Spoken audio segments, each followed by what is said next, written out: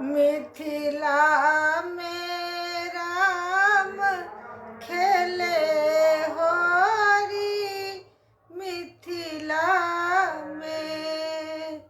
मिथिला में राम खेले होरी। मिथिला में हो, मिथिला में हो, मिथिला में हो, मिथिला में हो, मिथिला में राम खेले होरी।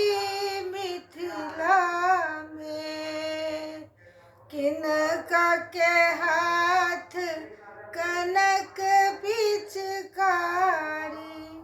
किनका के हाथ अबीर झोरी। मिथिला में राम खेले होरी। मिथिला में राम जी के हाथ कनक पिचकारी।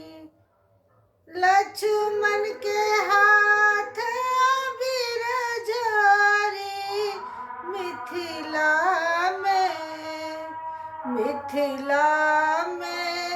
राम खेले होरी। मिथिला में राम खेले होरी।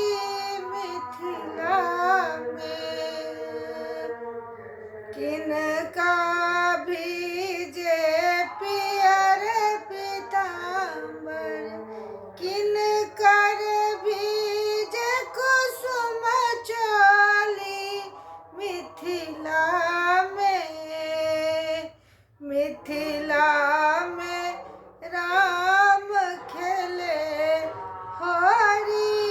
मिथिला में राम जी के भीजे पियर पीताम्बर।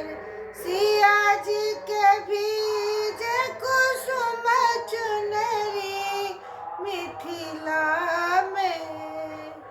मिथिला में राम खेले होरी।